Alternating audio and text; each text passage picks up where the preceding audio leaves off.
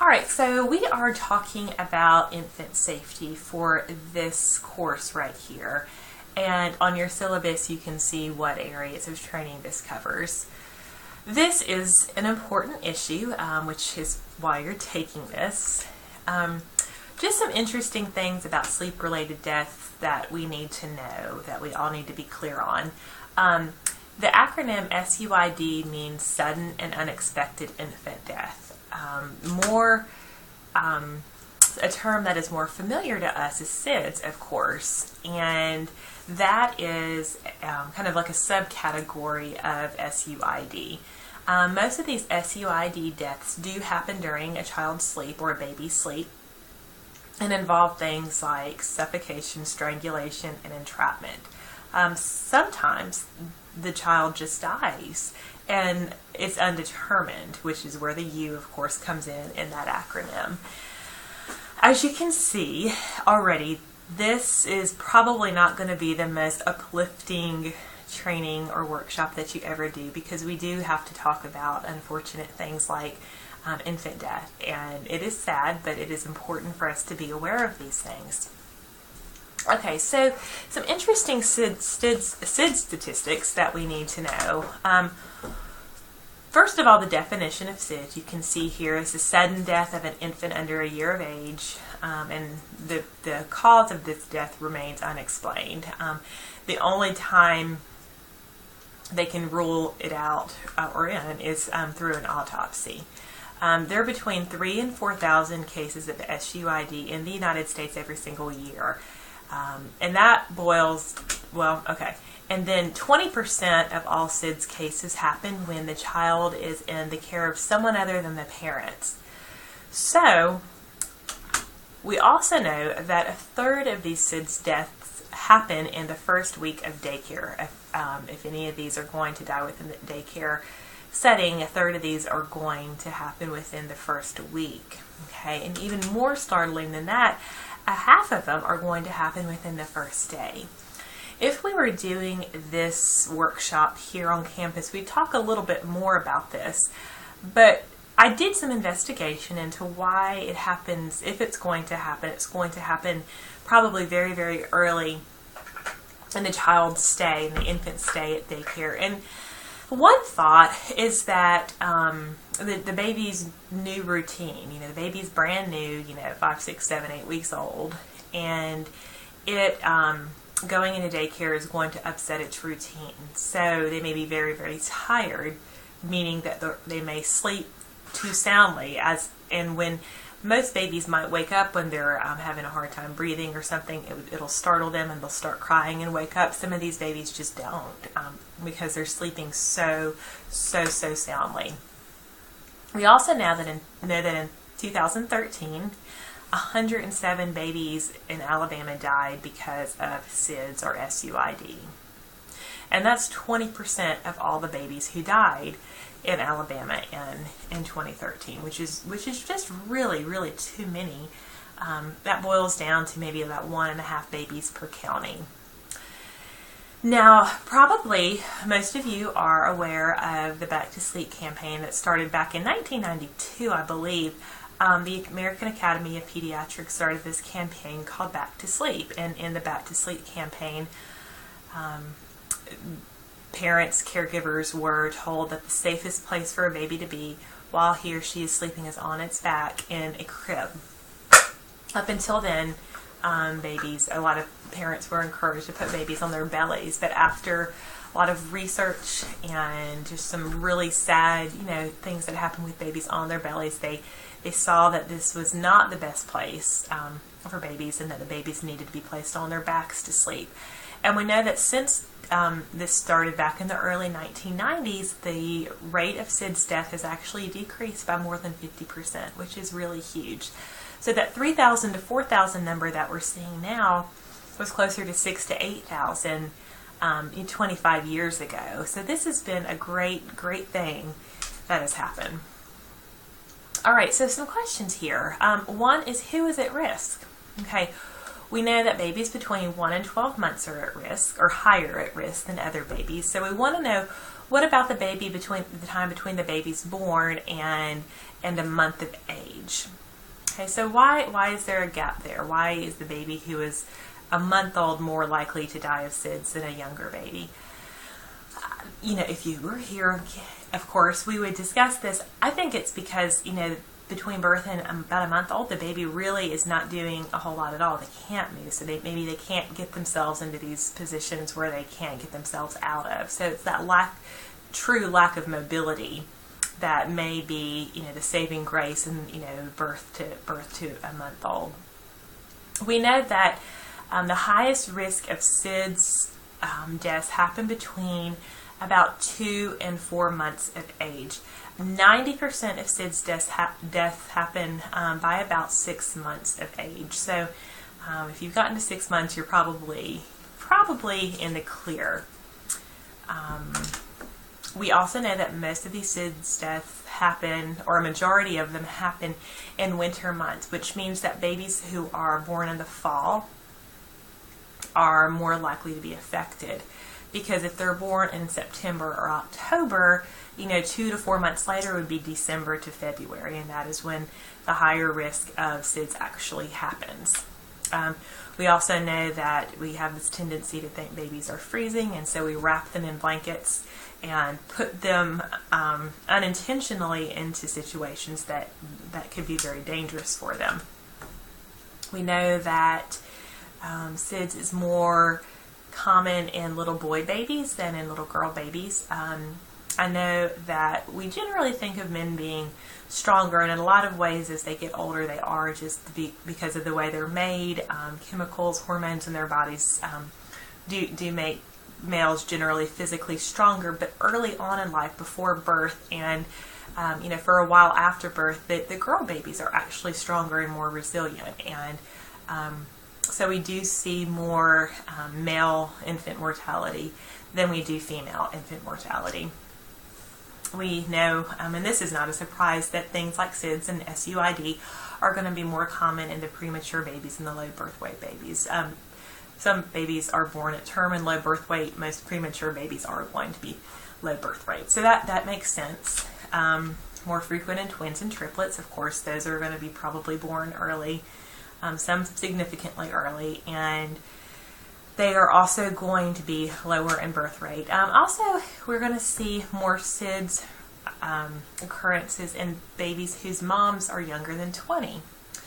So probably some of the reasons for this is that the younger moms, you know, are still, you know, if you're pregnant at age 16 or 17 or 18, you still are an adolescent really, and still have this illusion of invulnerability, thinking that things aren't going to happen to you. Unfortunately, they do. When you think these things aren't going to happen to you, you may not take care of yourself as well. You may not go get prenatal care. And that prenatal care is important. It keeps that baby in utero healthy a lot of times when there is something bad going on. The obstetricians can figure it out early and attack the problem early rather than it happening you know, after birth. And we also know that babies, little African American babies or American Indian babies, are also at a higher risk than other ethnicities. And I actually do not have a very good reason for that, but that is kind of what research is showing. Alright, we're going to watch now just a little YouTube video of this couple here and kind of hear a little bit about their story, and also get some more information about the Back to Sleep campaign. This video is found on YouTube and was created by the American Academy of Pediatrics. I'm going to probably have to play with the volume just a little bit here once we get it started. Hold on just a second. I'll start it here and then blow it up in a second. Each year in the United States, approximately 3,500 infants die from sleep-related deaths. In hopes of reducing that number, the American Academy of Pediatrics has just released its latest safe sleep recommendations. The safest place for the baby to sleep is in a crib or a bassinet or a playpen, something as separate. And the only thing that should be in the crib should be a tight-fitting mattress with a tight-fitting sheet and the baby, nothing else. There should be no bumper pads, no pillows, no blankets, no stuffed animals, just the crib, the mattress, and the baby. Dr. Sam and Maura Hankey know too well the tragedy of losing a baby to sudden infant death syndrome, or SIDS, when 6 years ago Sam and their newborn son Charlie were napping together on the sofa. The one time he wasn't in his crib was that horrible night. The risk of SIDS is 5 times higher if a baby is placed on any soft or squishy surface such as couches, pillows, or blankets. Doing so can create an air pocket, making it difficult for the baby to breathe. Bed sharing also increases the chance of SIDS. We know that bringing the baby into bed with you, surrounding the baby with soft bedding so the baby doesn't fall onto a hard surface, all of these things that parents think are going to keep their baby safe, in reality make it more dangerous for the baby. The image of putting a baby to sleep in an empty crib, I think, feels cold and harsh. In reality, it's very safe. It's the best thing that you can do for your baby. As a parent and as a pediatrician, I did what I thought was best for my child. I didn't think that SIDS could happen to me, but it did happen to me. And it can happen to anyone. And that is why it's so important to follow these recommendations for each and every sleep, at nap time and at nighttime. I'm Jack Trammell. All right, one of the interesting things about this video, I think, is that we just talked about all of these risk factors. And, you know, we talked about ethnicity, we talked about, mother's age at the time of birth, we talked about multiple births versus single births. This family, other than the little baby being a boy, really falls into none of those categories. It looks like higher income Caucasian family. It looks like the mom is about 30 years old, so she 35 years old. So she was definitely at a good age for having babies, and it still happened. So just because you may have a baby in your care that doesn't fall into those categories that we talked about earlier doesn't mean they're out of the woods. All right, so some things that we can do to help prevent SIDS from happening while the baby is in our care. Of course we know that we're supposed to put the babies on their back to sleep, and this is a non-negotiable. This is something that you really, really have to do. The only exception to this is if the pediatrician writes a note to you saying that the baby may go on their belly. If the pediatrician doesn't write a note, the baby goes on their back. The pediatrician probably won't write a note most of the time because they are also bound by the American Academy of Pediatrics, who says that babies laying on their back is the safest place. One baby can go in a crib. Don't give into the temptation to put more than one baby in a crib. We also, I think even a greater temptation than that is putting all this fun stuff in the crib, like the bumper pads and the blankets and the pillows and the stuffed animals.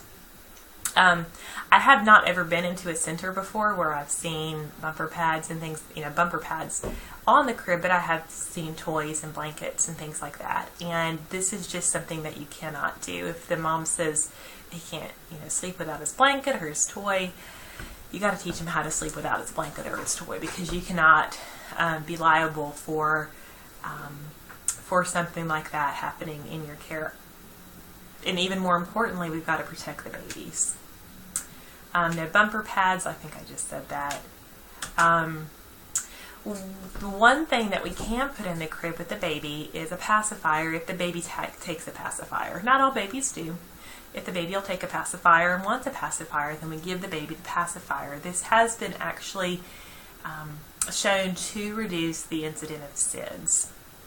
And so AAP says that this is okay.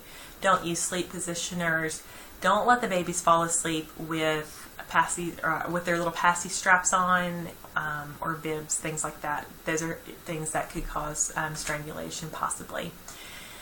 And within your classroom, of course, one adult has got to be able to see the baby at all times. And this is, these are some things hopefully you're all doing. I'm saying these because they need to be said as a reminder. Sometimes I know myself, I need a reminder to remember some of these things. All right, so this is kind of a fun activity that we would do together if you were here with me at the university. We're going to talk about 4 different pictures of these babies right here and talk about what is going on right in these pictures and what is going on wrong in these pictures. This is about the cutest baby I've ever seen in my life. But unfortunately, there's some bad things going on in here. One is that looks like he's laying on kind of a cushy surface. Definitely the baby has got blankets on him and close to his head, or her head. I can't tell if it's a boy or a girl. The baby looks very content and happy, and that's great. The baby is on his back, and that's great. The baby does look like he's got a pacifier around, and that's okay too. But the blankets and the soft bedding around the baby is not okay. This is not a good picture. This baby in this picture is laying on his belly, which is not appropriate. I'm going to try to bring up a pointer here. He's laying on his belly. He has got several blankets here. Those may have been put there because the mom or grandmother or a child care worker wanted to have easier cleanup if there were diaper leaks or, spit up or throw up or anything like that. But that just can't happen. Also around the side of the crib here, you're going to see the bumper pad. I think bumper pads really are more for the adults than they are the children. We have all these great illusions as parents and as child care workers that, a nice soft cushy place to take care of babies, and we want the nursery to look great, we want the classroom to look great, and think that the bumper pad is going to help with that. In reality, that is not in the best interest of the baby. So there's several things going on in that picture that are not good. All right, in this picture, this baby, I have no complaints about this baby. If you end up seeing something that I'm not seeing, please let me know. But this baby seems to be in a warm one-piece thing where mom or caregiver doesn't seem to think he needs blankets. Tight-fitting sheet, no bumper pads, nothing else in the crib with him. The baby looks very content. The baby doesn't care that there is not a bumper pad there. The baby does not care that there's not a blanket there. And then we've got this, we've got this last picture here of a baby. Now this picture drives me crazy because I think that this parent probably is doing what they think is best for the kid. But some things that we see in this picture that are not good. One is the baby's asleep in a car seat, and we'll talk more about that in a little bit, but that can't happen. Baby's got a blanket on it while he's asleep, and that can't happen. Because the baby's in a car seat, he's got all types of straps and stuff around him. That's not good. Okay? The other thing that I want to point out to you is the baby is elevated. It looks like he's put on a coffee table. That's bad. That's not good at all. Okay? So if mom comes in and puts the car seat on top of the changing table or something like that, that car seat needs to be taken off immediately. So when we're talking about putting their baby, well, actually, let me go back just for a second and talk about this. I think one of the reasons we use blankets, obviously one of the reasons we use blankets with babies so much is because we think the babies are cold. I don't think babies get as cold as we think they get. I remember, I've got 3 daughters, and I remember when my oldest was an infant, the pediatrician, the doctor telling us to dress the baby that we would dress ourselves in that type of weather, and maybe add a onesie onto it. Okay, so if you're wearing, a sweatshirt and sweatpants, put the baby in the baby equivalent of that, and maybe a onesie if you're a little uneasy with what you're wearing. But they don't need to get too hot. Sometimes with these extra blankets people put on them, they do get hot. So we need to think about the anatomy of the baby also, of what's going on. People sometimes will think if the baby's laying on its back, then when he throws up, he's going to swallow that, inhale that back down, and it's going to get into his lungs and stuff. So we're going to look at this picture right here. And I'm actually going to read something because I have a hard time explaining it as well as as well as the description here does. When a baby is on its back, well, actually before I read this, we need to remember the distinction between the esophagus and the trachea. The trachea is the air passage, or the passage that takes air down into the lungs. The esophagus is the muscle that takes food and liquid, pushes it down into the stomach. Okay, so just remember what those are. When the baby is on his back, and we also need to remember gravity. Gravity is the force that takes things, down. Okay, when a baby is on its back, the trachea lays on top. The trachea, right here, lays on top of the esophagus, which is right here. Anything that is regurgitated or refluxed from the esophagus must work against gravity to be aspirated into the trachea. So basically, if the baby spits up and it comes back down into the baby's mouth, it's not going to go into the trachea. To go in the trachea means it would be flowing against gravity. It's not going to do that. Because of the way gravity works, it's actually going to come down and kind of go into its esophagus, and it's going to hurt, and the baby's going to yell and scream. But that's okay at this point, because we're trying to make sure baby stays alive. When the baby's on its belly, first of all, we see this poor baby. His mouth is stuck right here. That air pocket they were talking about in that video may happen here, and they may, start breathing in carbon dioxide, or just not being able to get air at all. When the trachea is on the bottom, okay, so the trachea is on the bottom here, and the baby spits up, and then it all settles down, it may settle here into the trachea rather than the esophagus, because gravity is going to pull it down, and when it goes into the trachea, the baby can breathe it into its lungs. So, that is a great, simple explanation, I think, that came from Healthy Childcare that explains some more of the physics and the anatomy behind the SIDS, the back to sleep, some things I had not thought of before. So the next thing we're going to talk about here is something called positional asphyxia. We mentioned a few minutes ago that babies are not supposed to sleep in car seats, and they're not. They're not supposed to sleep in car seats, bouncy seats, or swings. Now, of course, if you're driving somewhere, or the mom's driving somewhere and the baby's in the car seat and falls asleep, that's fine, because the risk of not having baby in the car seat is higher than something happening, this positional asphyxia happening. But we're going to talk again a little bit more about what's happening at this. Positional asphyxia occurs when the baby slouches down in the car seat or infant rocker, and their airway closes. I need to change that. I see that I have a misspelling on there. But basically, they slump down and they can't breathe. And then the little bitties, the infants, the newborns, don't have enough muscle control, enough muscle strength to breathe. And there's a temptation when a mom may bring a sleeping baby into your classroom in its car seat to leave it in its car seat. And you can't do that because, first of all, again, they're going to have all those straps around them, which they don't need to have unless they are actually in the car moving. This baby, let me see my notes here. This baby, this is kind of funny. This mom said, of this 8-week-old, I left him to make his bottle and came back to this. Okay, so these are pictures taken at home. I think there's a blog called The Car Seat Lady who posts pictures of babies in crazy positions. But just to show you that the mom was gone just long enough to make a bottle and came back to the baby being like that.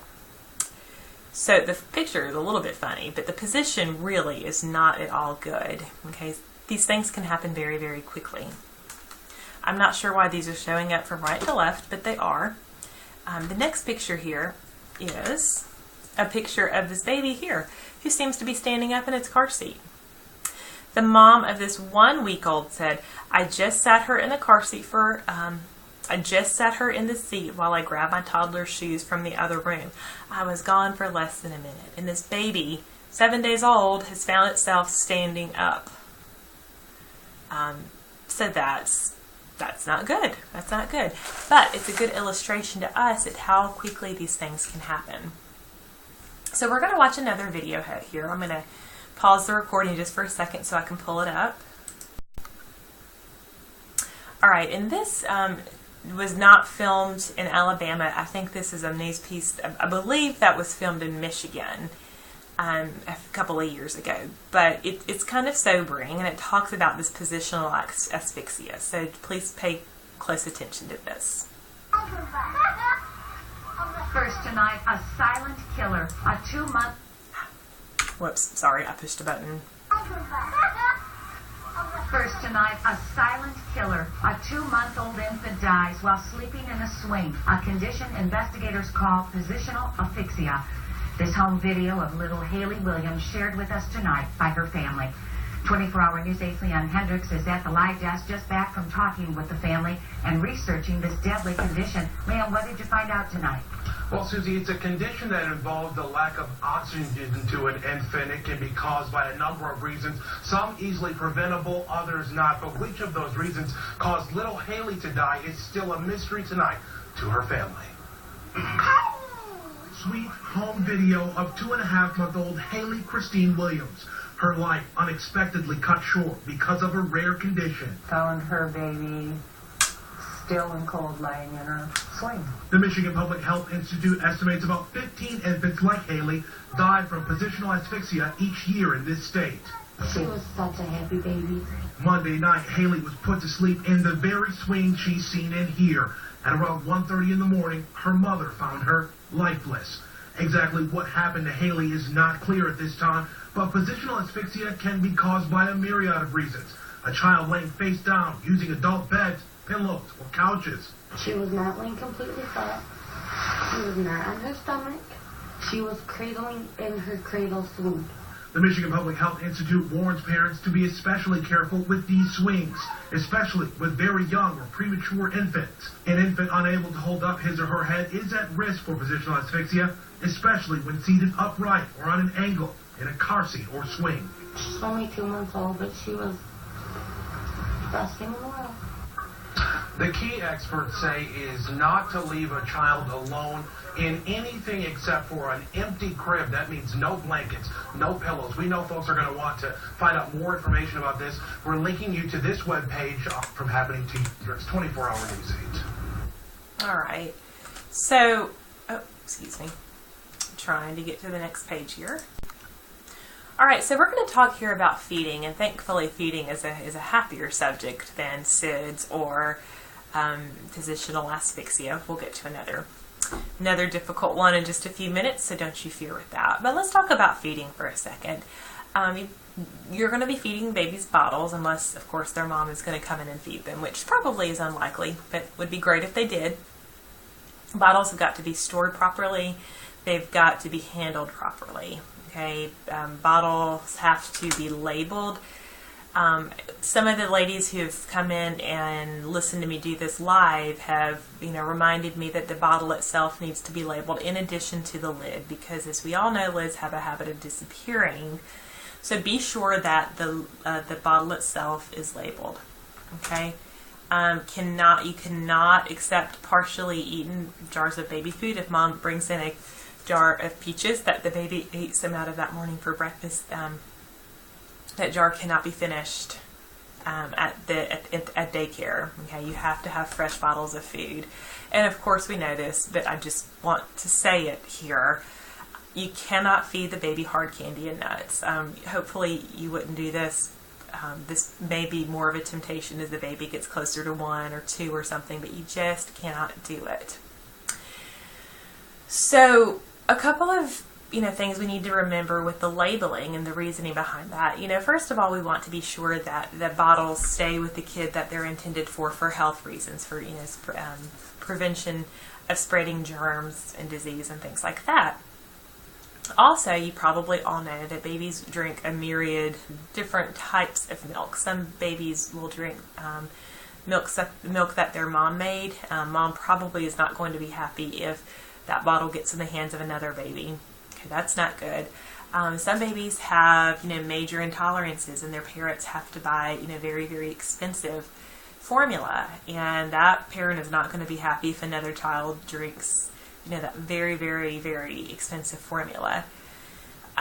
For different reasons, people choose different types of formulas, and we've got to be very, very careful that the babies get what they need also. There may be allergies, there may be intolerances. A lot of babies have reflux, and we've got to work with the parents to make this the best thing that we can. All right, we're going to talk about bottle propping and passy propping. Never had I heard of passy propping before, but basically it's the same thing as bottle propping, but just done with a pacifier. And what happens is that caregivers, whether it's daycare workers or parents or grandparents, just have other things going on that they use, other items or blankets or pillows or things like that to prop the bottle up close to the child's face or at the child's face. And there's several problems with this. One is that obviously you've got a blanket on the baby close to the baby's face, and that can cause strangulation or suffocation. We don't want that to happen. Another issue is that babies will eat at different rates, and the milk is going to keep flowing at the rate that nipple is going to allow it to flow, and the baby may not be ready to swallow as fast as the nipple is ready to give him or her the milk. Okay, so we're dealing with choking and aspiration. If you're holding a baby, that baby's going to pull back if he needs a break. Okay, but if the baby is forced to have, to keep that bottle there, he may breathe in that milk and get into his lungs, and this can ultimately cause death. So we're also dealing with underfeeding and overfeeding. If the baby is finished halfway through the bottle and that bottle stays there and that baby doesn't know how to swat it away or throw it away or something, then that baby is going to be forced to keep eating even though he or she doesn't need that food. In the same way, you don't know necessarily when the baby is finishing his bottle if you're not holding them, and he may actually need more food. And also with the underfeeding, there's a good chance the baby's going to be swallowing a lot of air once they finish their milk, and that's going to potentially cause some belly problems. Okay, and part of the beauty of bottle feeding or nursing, for moms, is you get to hold that baby close, and this is a great social time.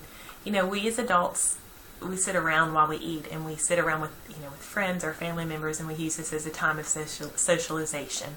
And we need to use it as a time of socialization for the babies too. This is a time to talk to the babies and sing to the babies, make eye contact with the babies.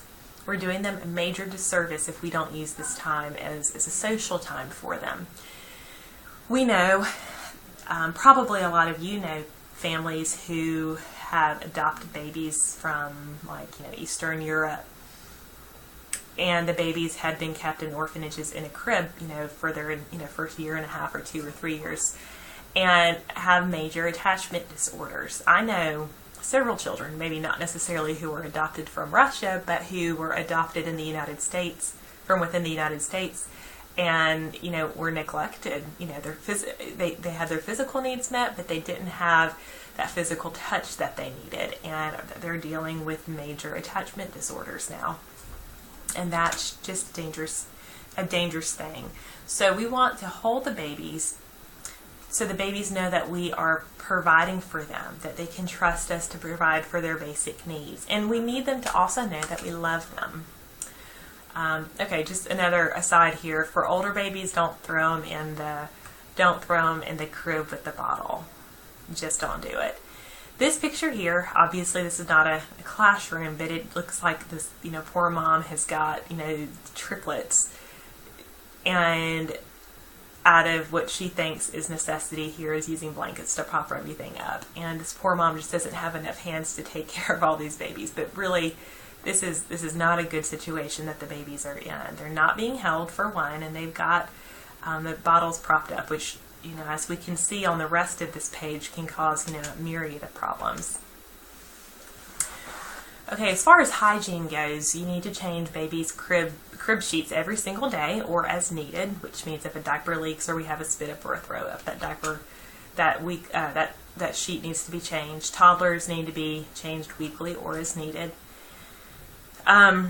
If in some circumstance You have babies that are different from day to day.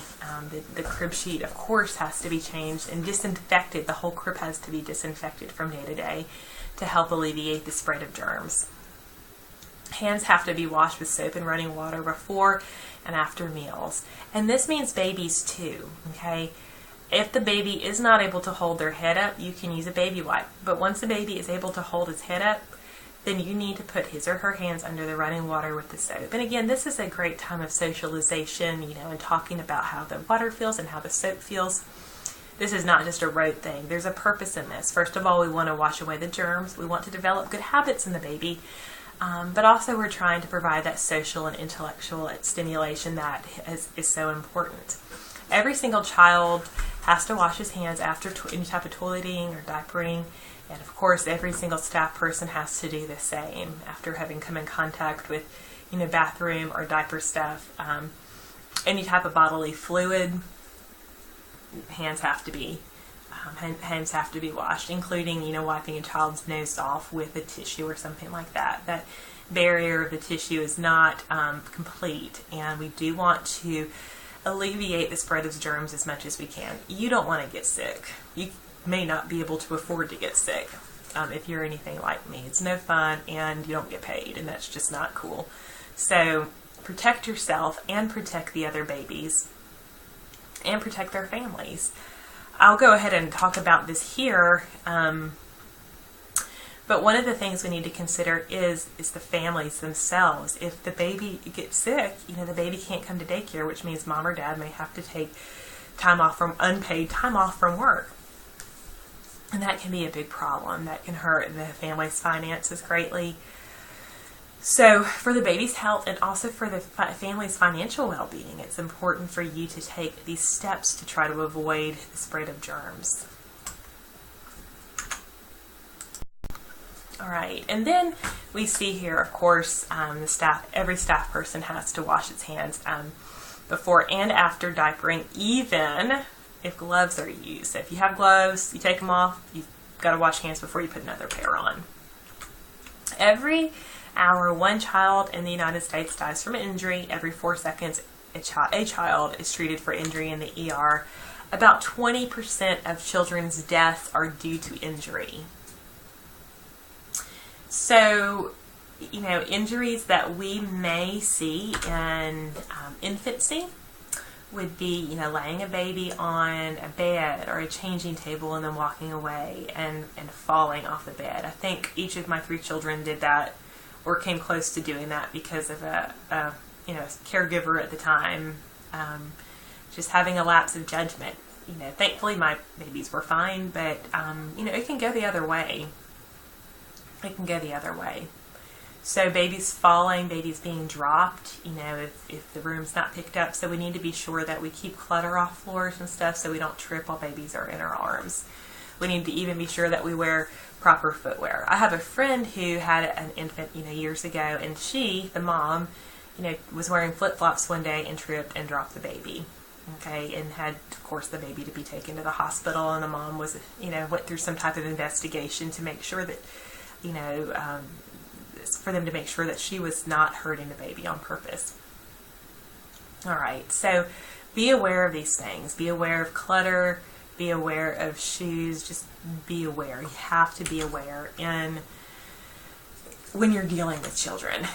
I've already said this, but I'm going to say it again. I have been in friends' houses before when my girls were younger, and friends, babies were younger, and babies would be sitting in bumbo seats on top of countertops and things like that. And I would be seriously surprised if I saw that in anyone's center, but I'm just going to go ahead and say it.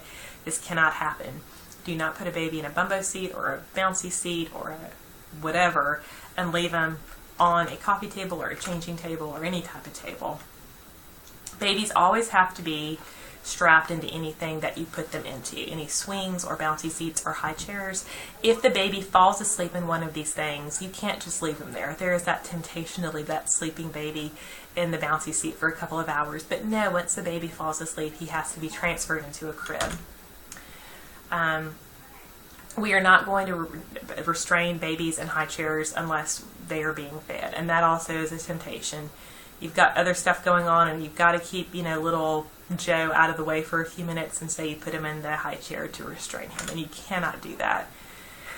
You've got to be able to sure that you see babies at all times. I say here as they become mobile, but really I'm going to say at all times you have to be able to see the babies all the time.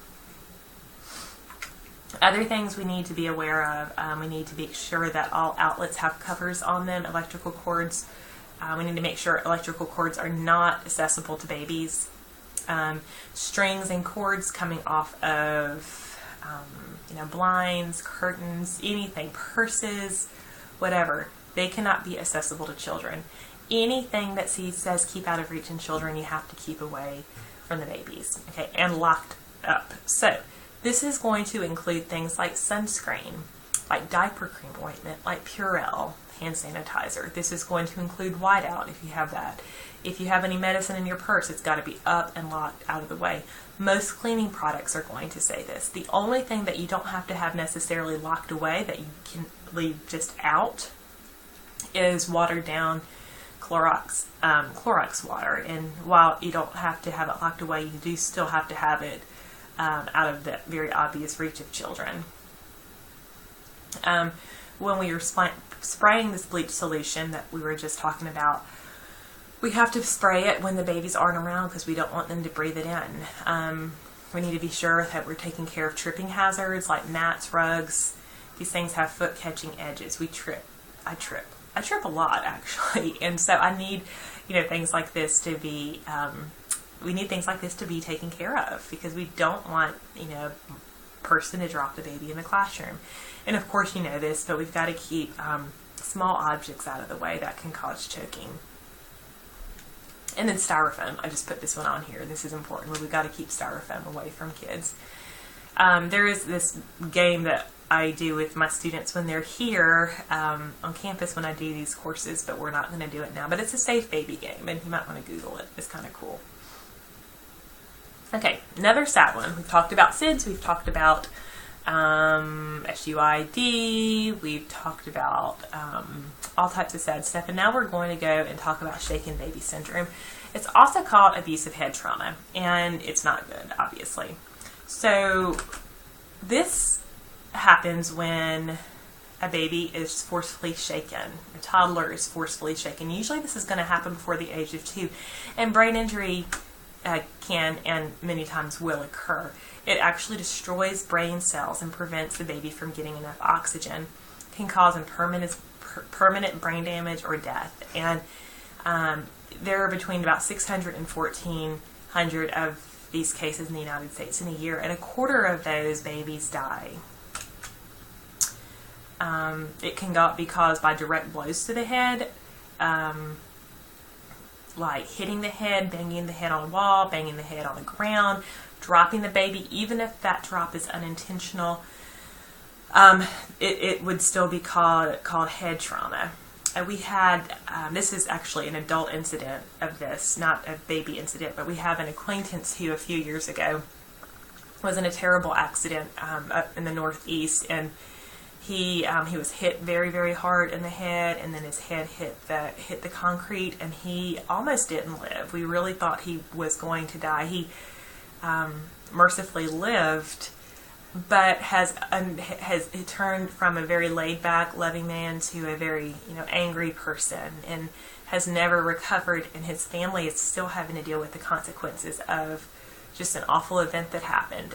So this kind of is a real life story in my life of somebody who has undergone some head trauma and is still dealing with it. And if this happened to a grown man and has this much damage, how much worse could it be for a developing brain? All right, so we're going to watch another video here. This is an excerpt off a doctor show. I don't actually watch the doctors. I found this on YouTube, but it's kind of interesting. And again, I'll see if I can play with the volume to get it to work the way it needs to work.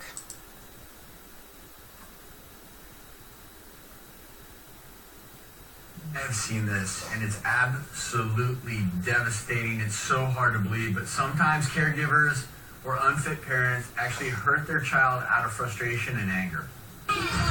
A 3-month-old baby who may have been violently shaken appears to have permanent brain damage and may go blind. 1,400 shaken baby deaths every year in the U.S. If we see little blood spots all over, that's usually retinal hemorrhages. The baby had bleeding in her brain and eyes. Police are investigating the father for child abuse. Usually if the middle part of the brain is damaged, the baby will die.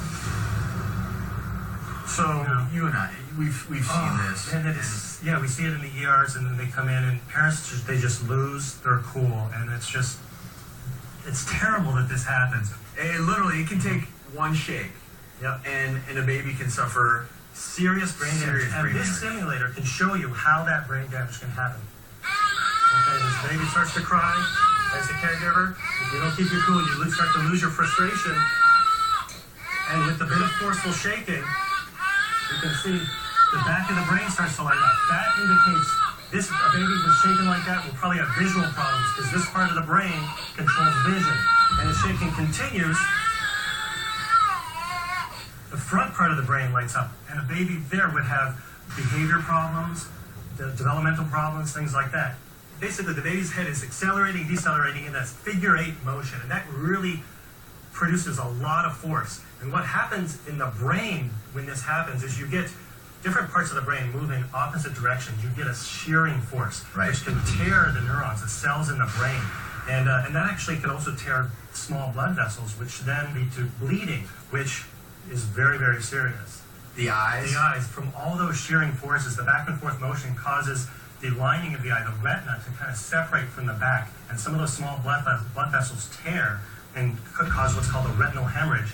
And that's a huge sign of child abuse. I wish this is something we would never see, but unfortunately it's there's no worse call for a pediatrician or an ER doctor to make than to Child Protective Services, or worse yet, after a death from a shaken baby or other trauma. So that's very heavy stuff. We know this, but I want everyone to listen to Jim because we're going to talk about ways to deal with a crying baby. There are much more constructive ways to prevent yourself from getting so frustrated. I have 4 tips to soothe the crying baby. I call them the 4 S's. 4 S's. And it's not it's a different S word than we're usually thinking. But first S is swaddling. Simply just swaddling a baby can sometimes stimulate the womb and make them happier. The second one, a shushing sound. Get them snuggled up and go shh. That's this calming sound. It kind of also simulates what the mom's heartbeat in the womb. The third one is swinging, just that rocking motion that we soothe the baby. And the last one, sucking. Whether it's a pacifier, breastfeeding, or a bottle, getting the baby sucking can help relax the baby. Great tips, Dr. Jim. Thank you.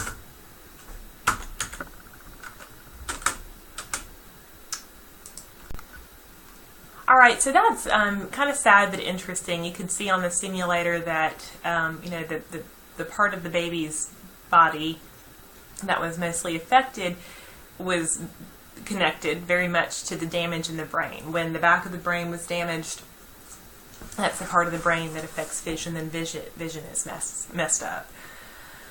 He talked about some coping methods. We're going to fly through some similar ones here. First of all, we need to make sure the baby's comfortable. Are they fed? Are they warm? Are they cold? Do they need a diaper change? Are they sick? We got to try to make sure the baby's comfortable. We also need to try to have some sympathy and really remember how helpless the baby is. And for me, when I put myself in the position of maybe another mom who, I love my own baby so much, and I would hope that the person who is taking care of my baby, if my we're babies still, would take as good care of them as I would want them taken care of. I don't know if that makes sense. But the baby's very helpless. Take a couple minutes to breathe. Get word to the director, your director, that you need help. Please, I'm about to lose it. Come in here and sit for a minute while I walk around the building. Something like that. There's no shame in asking for help. Take the baby on a walk. Count to 10. Say the ABCs backwards. Just anything to slow you down. Get some breathing in. Learn some breathing exercises. Right now I'm pulling together a training on yoga. I'm using yoga in the classroom and learning different breathing exercises to use with children and with infants. That's going to be a difficult thing to do, to teach infants breathing. exercises, but you can use them yourself. Inhale through your nose for 4 seconds and exhale through your mouth. Do that a few times. It'll take the edge off. It really will, and maybe get you to a point where you can think more rationally and make good decisions. So the last slide here we're talking about is knowing the babies in your care. Okay, we need to know their schedules. The babies are going to have different schedules. They're individuals. Their schedules are going to also change over the course of the time that you have them. An 8-week-old is going to have a very different schedule than an 11-month-old. We need to know their personalities. They're different, just like we are. Some are laid back, some are high-strung, some are maybe angrier babies, some babies are just laughy. Know their personalities and respect them. Okay, these are babies, and they are wonderful, wonderful little people who deserve the amount of respect that we do, and we need to give them attention. When they ask for attention, we need to give it to them. Even if we can't give them quite the attention that they want at that time, acknowledge them. Acknowledge them. Say, oh, little Adam, I hear you crying over there, and I want to be able to get to you, but I've got to help, finish changing Susie's diaper right here. Something like that. Acknowledge them. Call them by name. I love it when people call me by name. There's so many hey yous or sticking your head in the office or, whatever. I love it when people say, hey, Carrie, and they call me by my name. Not that I particularly like my name that much, but it just kind of shows like a connection somehow. Call the babies by their name. And remember that the babies a lot of times want to be heard. I mean, they want to feel better, they want their problems fixed, but a lot of times they just want to be heard, just like we do. This, I think, is pretty common with men and women, but I know that a lot of times I'll get upset and my husband will try to fix the problem, and I just need him to hear me. I just need him to hear me get sad or mad or complain for a minute, and then I'm fine. I don't need him to go in and fix the problem. And so we need to treat the babies the same way. When we know their personalities, we're going to know better how to help them, and that might mean fixing the problem. Sometimes that might mean just loving them and holding them for a second and just giving them some physical contact. We need to remember that they're people. Okay, if this was your child in someone else's care, how would you want your child treated? Treat the children in your care the way you would want your child treated. Remember how intensely you love your own children, or if you don't have children, I'm sure you have some idea of how intense that love is. If you're an aunt or an uncle or something like that, it's a very fierce love. It's a very, very fierce love. They call it mama bear instinct. Remember that other people love these children in your care the way that you love your children. Treat them the way you would want your children treated. Remember they are loved so, so intensely by their parents, and they deserve to be treated with a lot of respect and a lot of care.